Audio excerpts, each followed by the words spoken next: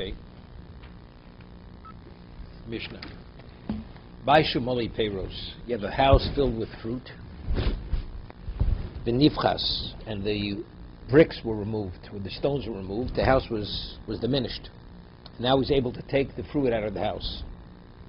Notul mokbabchas. He's able to remove the fruit from where the wall was compromised. I mean, when Yom Tov began, it was sealed. So the fruit was not available to him. Well, he couldn't get to it. The bricks were removed. On Yom Tov now it becomes available. So even though when Bein HaShmoshes came, when Yom Tov began, it was not available to him, but because now it became available, it's okay. We'll see Rashi and Tosas over here. They argue. Ramiro says no for ochel nefesh. The Gemara is going to say since it's only stira midrabanan, it's only rabbinical dismantling because the stones are not cemented in. So therefore, for the sake of ochel nefesh, you could even take out the stones to take the fruit. So Rashi, let's see Rashi, very important Rashi. Now, the Gemara is going to say we're speaking about stira midrabanan. For instance, the Gemara says in Shabbos you have tevel. Untie the grain, and the person goes and tithes it on Shabbos or Yom Tov, which is not permitted. The food is permitted. Why? Because tithing. Why aren't you permitted to tithe on Shabbos and Yom Tov? Nira kimisaki, because it looks like you're perfecting something. So it's only rabbinic provision. When you have a rabbinic provision, we don't say kivin iskatzoi bein hashmash iskatzoi kol yom. Usually we say something that's muktzah on the entry point. It remains muktzah for the duration of the day. Now, why is it muktzah? Tevel. But why is tevel muktzah? Let's say you'd be permitted to tithe tevel. Would it be muktzah? Would it be muktzah? Correct? Mm-hmm. Because every moment, even from the first moment, you're able to tithe it. But rabbinically, you're not permitted to tithe. So since it's only rabbinic prohibition, we don't apply the principle of keeping the skatzoi. That since it's muktzah bein hashmoshes, when Yom Tov begins, it's muktzah. It will be an issue d'oraisa, we would say keeping the skatzoi. So he says, so Rashi learns that just as over there by tevel, we don't say katzoi because the prohibition is only drabanan. So here with the bricks, the stones are not cemented in. What's the prohibition of removing the bricks or the stones? Rabbinical. So the same thing. So even though factual was not available to the person, when you have well, why wasn't it available? Because there was a rabbinic obstruction. So now that it's been removed, now it becomes available. It's not muktzah. Okay. Let's see Rashi.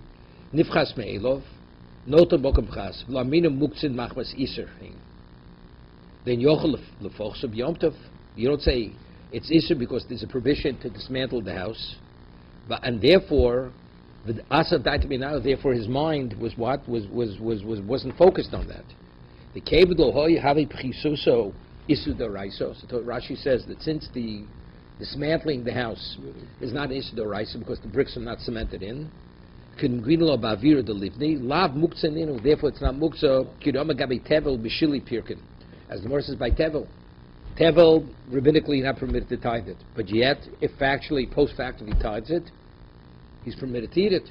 We don't say that since when initially when Yom began it was off limits to him and he put it out of his mouth. We don't say such a thing. That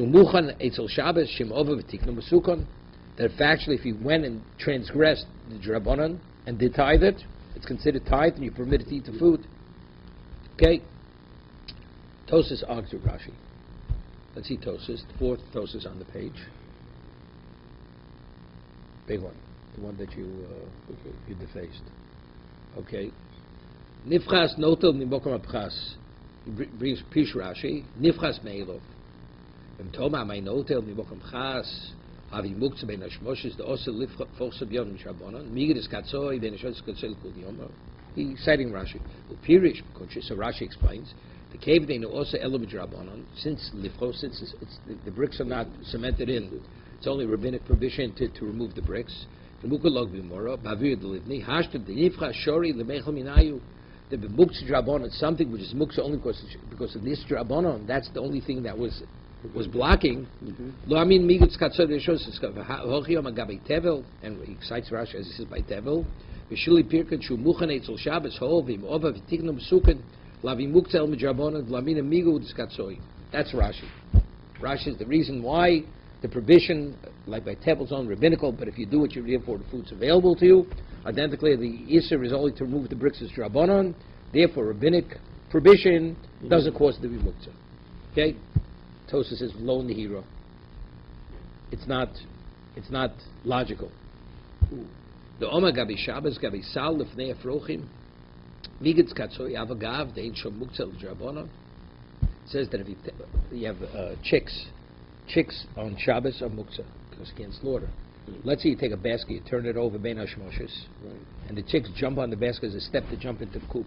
It says since Ben Hashmoshes the chicks were on the basket, we say Kivin Katsoy Ben Hashmoshes is Katsoy L'Kol Yoma. It's muktzah there, it's muktzah the rest of the day. But now, why is the basket muktzah? Because muktzah was on it.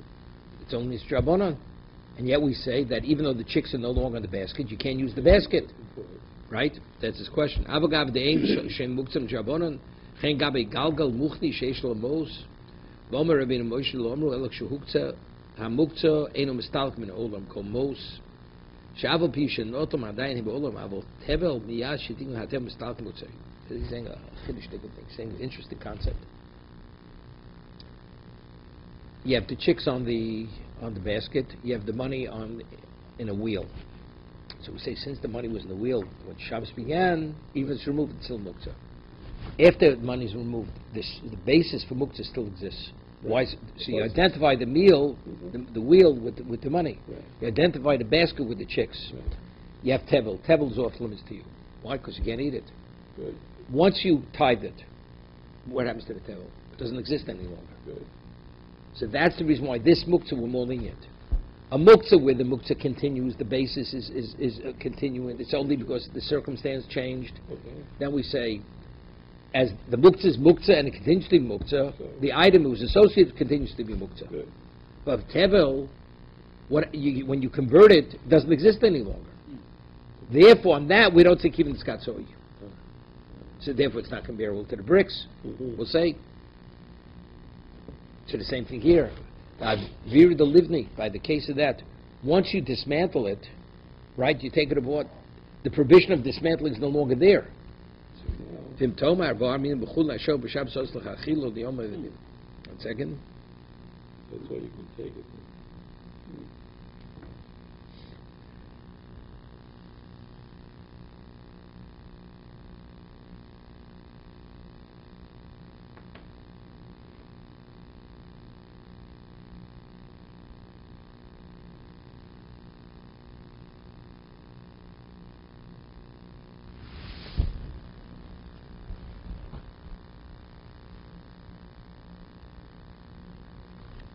Those ask an interesting question.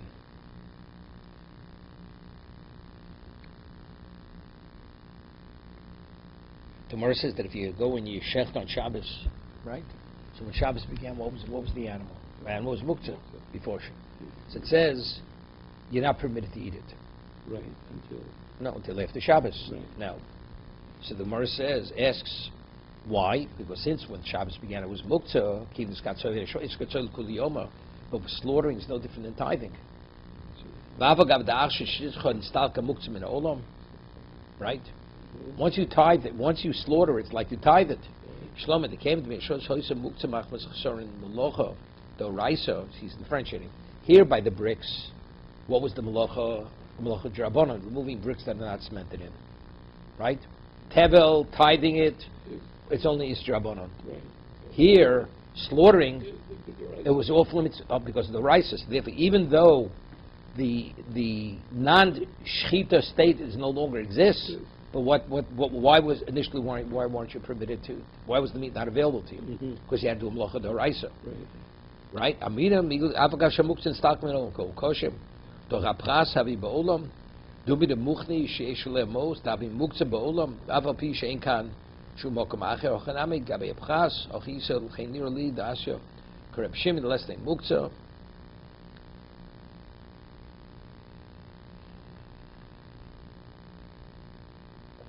Yeah. Okay. Further. The Gemara's question: how can you say you're permitted to take the fruit after the wall's compromised? You have to be soser. You have to dismantle it. And this is the rises, dismantling. Or Rameir says you could take the bricks out of the wall. Gemara right now understands we're talking the bricks are cemented in. That means you have to break the wall. It's not just removing bricks that are piled on top of one another. We're speaking about that it's only this drabon, this dismantling here. So ochel nefesh overrides this drabon of dismantling. If we nisdorais under no circumstance, could you take the bricks out? Because that's stira, that's dismantling. But since they're only piled up, it's only strabonon. Ochel nefesh is an overriding factor. Okay? So Marzini, it's not Vomer Rav Nachman, Hani Livni, the Isim Biminyono. Rav Nachman says that if you have bricks that are left over from a building, initially a building supplies was muks machsharon kisif. They're left over, right? You're permitted to transport them on Shabbos whole, because you're able to sit on it, the bricks. So it has value. Shagrinu, but let's say you would pile up the building materials afterwards to put them off to the side. That's clear. He wants to retain them as building materials. But aksinu. So what do we see over there? That even though the bricks are just piled up, it's considered muks machsharon kis. So over here, the bricks in the wall are no worse than that. Right. Well, you don't want to dismantle it. Right.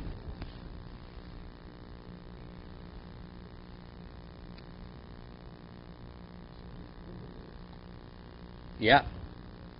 Amr Abzeir Rabbi Yom Tov Amru, Avlo b'Shabbos. That we say that we're machmir, that's on Yom Tov. Shabbos no. Hochi Amr Rameya Af Poches L'Hatchila V'Notel b'Yom Tov. Avlo b'Shabbos. Amr Shmuel Chos Misha B'Karka. If you have a door which is closed shut, right, like a cellar, door is closed shut, matir. You're permitted to undo the knot. Undo the knot, even though it's a keshel kam, because the answer is because it's made to open. But you can't unravel the rope, and you can't cut it.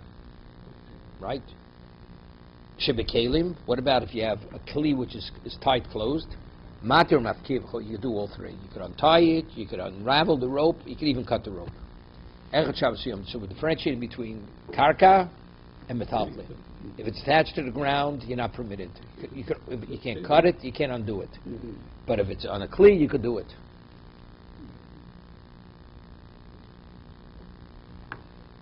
How would you differentiate? Because if it's karka, it's binyan. So unraveling the rope that's tied to the cellar door, that's stira. You're destroying, right? That's theory. You're not permitted. So to untie it is no problem. That would be like opening a lock. But if you cut the rope, or you actually unravel the rope to be able to open it, that's theory. Meisvei, learning the Beitzah, Chos Mishabakarka Matir. Avolo Mafkir Lo Chotech. But you're not permitted to unravel it, and you're not permitted to cut it. Yom Tiv, but when Yom Tiv, even though it's in the karka, Matir or Mafkia, and we just finished saying that it's not the case, right? That only in a kli, but not karka. Only Ramehi, Dama Apoch Stratchila V'Notel. It's going like a Rameir. Pliga Rabbanon leg. Vana Damik Rabbanon. The Chacham argue Rameir. They hold it, that Ochel Nefesh is not an overriding factor, and therefore you're not permitted to do it. And I hold like the Rabbanon, mi pliga Rabbanon alei b'chosom shebekarka. Are they arguing regarding sealing something with rope in the ground? V'otanya modem chachom l'remeir b'chosom shebekarka shebe Shabbos matir. You're permitted.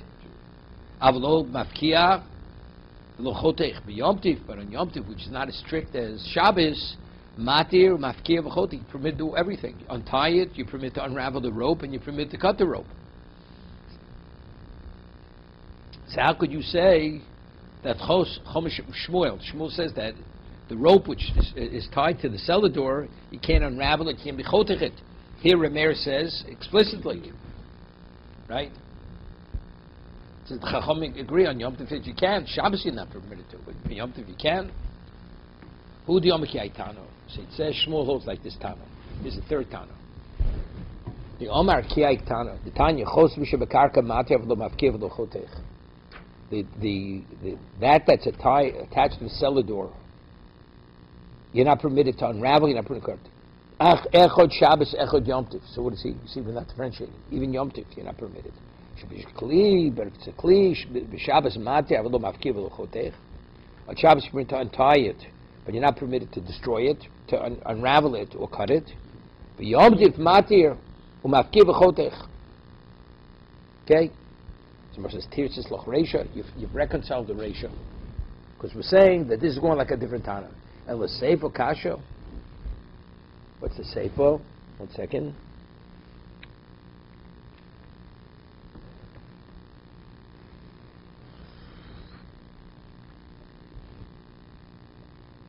Doma Shmuel shel Kelim afilu b'Shabbos matir mafkiya b'chotech. Tony shel Kelim b'Shabbos matir abnuchot. He says Shmuel said before by Kelim to tie the lid on the kli, you permitted to untie it, unravel it, even cut it. And here it's even what? Even if it's Shabbos. And here it says before it says explicitly only Yom Tov, not Shabbos. So Tirtzis Loch Reisha El Seif Kasha Haman Reb Nechemi. It's called like Reb Nechemi the Omar Kol HaKelim and Yitol El Derech Tashmishan. You can only use a kli the way it's used. So that's called like Reb Nechemi. Even Nechemi Ayu Shabbos Efil Yom Tov Nami. Chitem Yishanyele Reb Nechemi Ben Shabbos Shvus Shabbos Shvus Yom Tov. Mishanyele, is there a difference between this Shabbat and Shabbos Yom Tov? Tanyo, Toni Chado, Masikim Bekelim, and Masikim B'Shir Bekelim. One brisa says you're permitted to use for kindling wood on Yom Tov. Let's say you have a wooden kneading bowl, and you want to kindle the fire. Take the wooden kneading bowl, throw it in. Let's say the kneading bowl broke before. You can't. Because why? Because it's no lad. It's no lad. No lad. It's the first Masikim Bekelim, Bein B'Shir Bekelim. So the first brisa says you could only use the kli. You won't put the wooden kneading bowl in the fire. To use it full, you're permitted. Good. But if it broke to use that, you can't, because that's no lad. Tanya Yidoch, Masikim Bein Bekelim, Bein B'Shir Bekelim. Second one says you could burn, use for fuel, even the broken kli, even the broke kli. Tanya Yidoch. Yeah, broke on Yom. Correct. Tanya Yidoch, we have another brisa that says, a Masika Lo Bekelim, Lo B'Shir, neither. You can't put the kli in the fire, and you can't put the broken kli in the fire. Or Mishani. So what did they answer? Lo kasha. Ha Reb Yehuda Reb Shimon. Reb Yehuda says you can't. Reb Yehuda says you can. Ha Reb Nechemia. Shrei Tanoi v'aliv Reb Nechemia.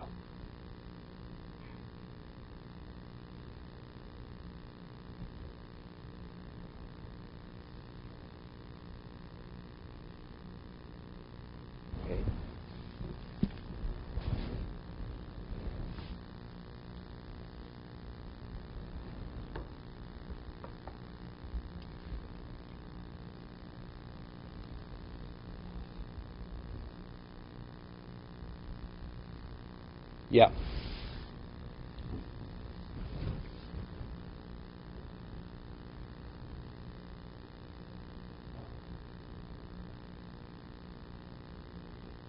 A pochsin is an Arab nation osekli.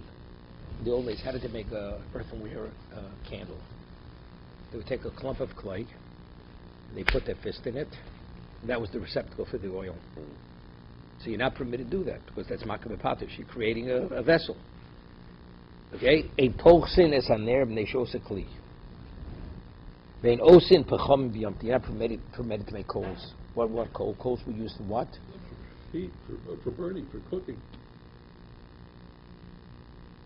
They were used for goldsmiths. They would heat the metal with it. I mean, I always said, you can't. We're talking making coal to use the coal for later. Okay, you can't make. What about if you have a long wick and you take a fire and you want to cut the wick with a fire?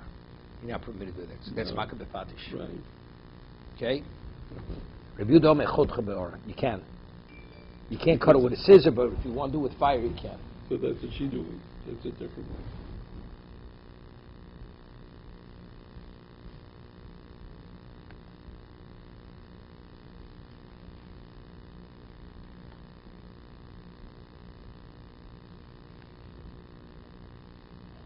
Okay.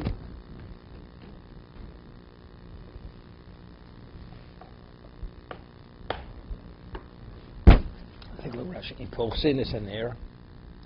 Litol echon min habeitzim shel yotze. You take one of the pieces of clay that the developer, he makes into the litcho vegrofo letocho, and he puts his fist into it, lachok there, to dig out, to press out a receptacle, kroizel belaz, memnei shosa kli, that's makom patish. And also bechomen, the inu nami klinun, lutzorfi zov. You see what I said? It's not for cooking. Because the goldsmiths, they would use coals to soften the gold. Upsil nami kliu. Adloka. The wick is also kli for kindling. Shetrichas asiyatikun, you have to perfect chotchem or Gemara Meforish Maishna or Misakim. Rabbi Yehuda says that you use fire, but you can't cut it with a scissor. It's like kalachiyad.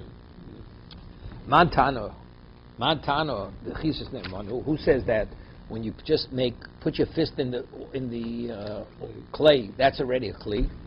I mean, something which is like something very primitive. Something else, maybe it's not. Okay, Amar Rav Yosef Ramei. It's called like Ramei. Ramei holds that that's sufficient to be a kli. The Tanya, kli cheres meimosem ekabel tuma. This mishnigrum lach divrei meir.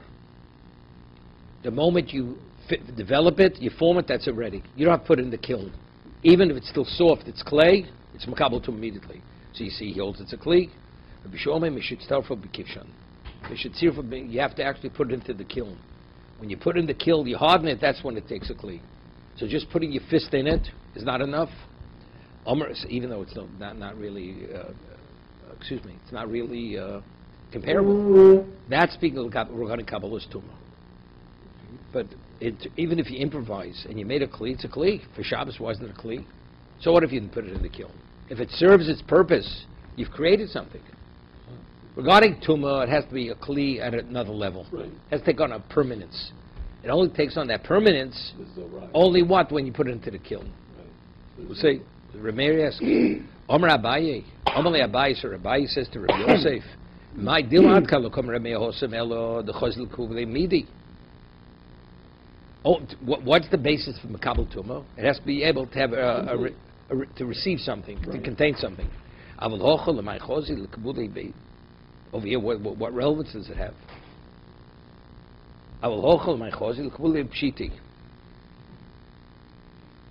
It's qualified to what? To put pshit, to put coins in it. Put coins in it. Ikadami Omer Rav Yosef Rav Lezer Tzorek. It's called Rav Lezer Tzorek Detnan Alfosin Chornios Toros. Certain types of ovens. Ba'ol Hames Utmeis b'Maso Mazov. Masazov. Rav Zov carries the knem. Rav Lezer Ben Tzorek Omer Avtoros Masazov Fish Ein Lo Nigmer Achton. By Dil Adkan lo come Reb Lezer, Reb Tzodi, Kosvel, the Chosi, the Kuli Bemidi. I will hochon my Chosle, Kuipshit. Okay.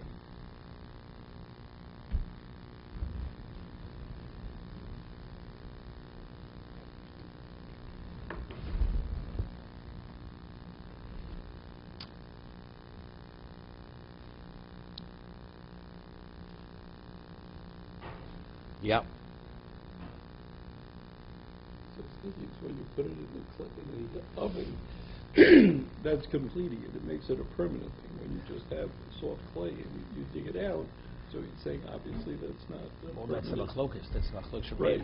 And the chachomim. That's the question. Correct. Okay.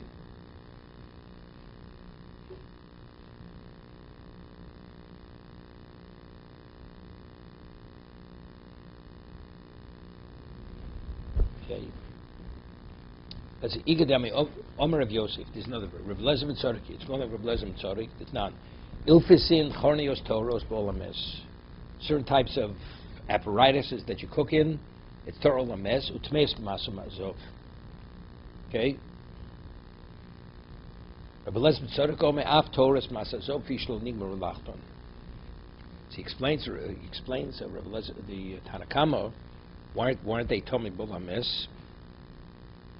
He says, Lagabe Olames Bino Toch Likli Cheres. It has to have a toch. The Chsiv Chol Kli Pasuach. Mashma the Yishlo Pesach. Chol Thomas Maga. So what does this have toch? These are ovens.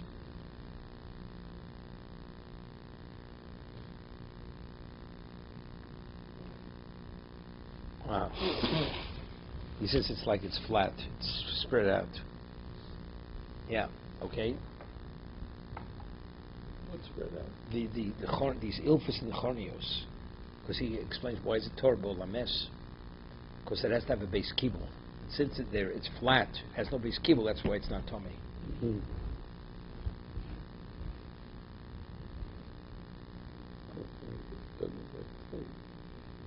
Tan Rabbanan Pochsen is an ervin os and ilfus and chornios biyomtiv. Shimgli lo matir bilfus.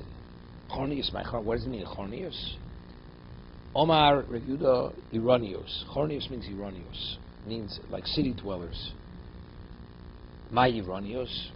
What is Iranios? Omar Bai Tsoy Chaklaiso. Place made out of the dung of animals, he says. Yeah.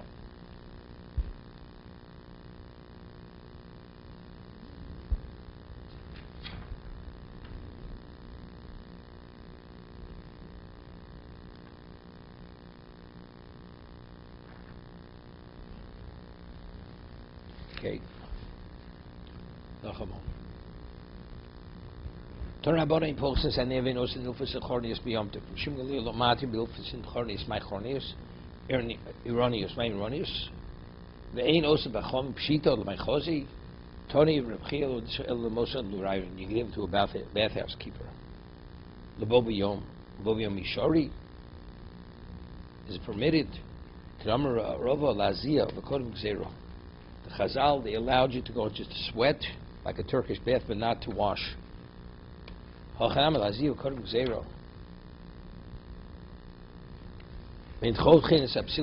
permitted to cut the wick in half. But what's that concludes? Remer says, Rebuda says, but you cut it with a fire. So when I ask what it's fire or with a knife, either way you're not permitted to. So Remer says,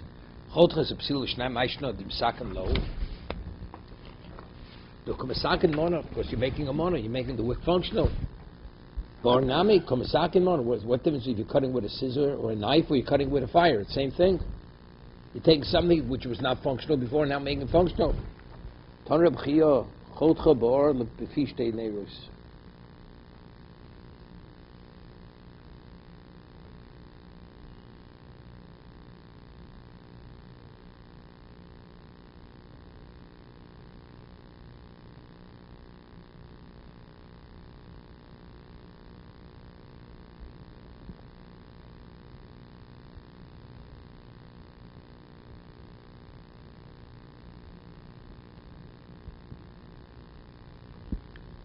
Okay.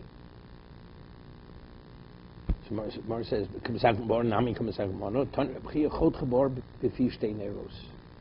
what happens? You have, let's say, two candles. It happens, when you buy candles in a box. You have one wick which is in two candles, and when you light the candles, you light it in the middle. So you're lighting the candle, but while you're lighting them, you're cutting it in half. So the act itself is not called an act of tikkun. The act is called the act of lighting. Okay. But to take a wick, just cut it in half with fire, there's no difference of fire or... Good. But since over here doing an act of lighting, says Rashi, Fishtei Neres, no say Shtei Roshim, Tok Shnei Gneros, Lahadligen Kach, so Mat Bemtzad Lo Mukach, Litkuni Monika Machavim. It's not obvious you're doing it to perfect anything, and Ladloka Balmo. The difficulty is, it's a psikresha. I mean, if Mesakan Mon is not permitted on Yom Tif, you're not permitted to perfect something, correct? Right. So what difference does it make? It says, why a knife not in a fire? Yeah, it's speaking about you're lighting the candle, and while you light the candle, you're separating the candles, because you're burning through the wick. So Rashi says it's not nireh kimesaking. What do I? If it's in this doraisa, near and not near, it doesn't make a difference. Right. That's No, psikresha makes the complication. right. Even though your intent is for fire to light the candles, but factually making the two wicks. Right. Rashi is little mukach didn't kuni. It's not obvious he's doing it. So the issue is similarly it's only Rabbanan. That's seen from Rashi. What does he say there?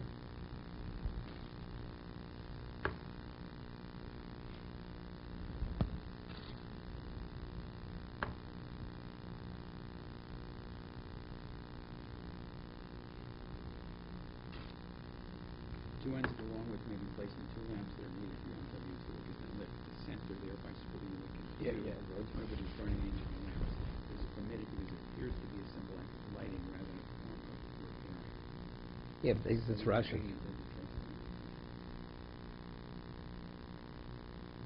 So taking a single wick, just like you said, and cutting into smaller wicks is considered tantamount to making a new wick. That's clear. You have as many two lamps as you can.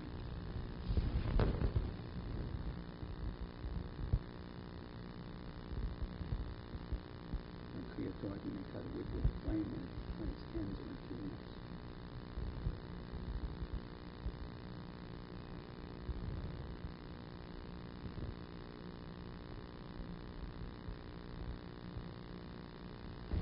The only thing that maybe we would say like this.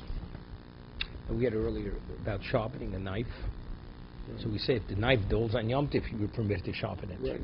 And it says, I forgot it was Rava, he sharpened it at the edge of a basket. So somebody said to him, what are you doing? He says, I'm just cleaning off the fat, because he didn't want it to be obvious he's sharpening the knife. So therefore, it's not a good thing people should see, because with differentiating, it could have been done before Yom Tov, could have not been done before Yom Tov. Right? Good. So it's permitted because it's machshir ochel nefesh. Something that facilitates ochel nefesh is permitted if it couldn't have been done before Yom Tov. Right? But even though it's permitted, if it couldn't, we do it, we try to downplay it.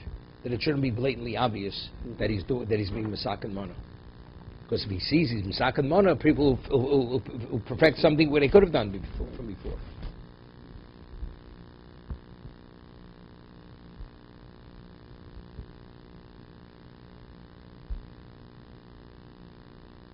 Amr Rav Nosson bar Abba Amr Rav Nosson said Rav Mochtin es a psila b'Yom Tov. Mochtin. What does it mean, Mochtin? Amr Rav Chanina bar Shlamyo laduye chushcha.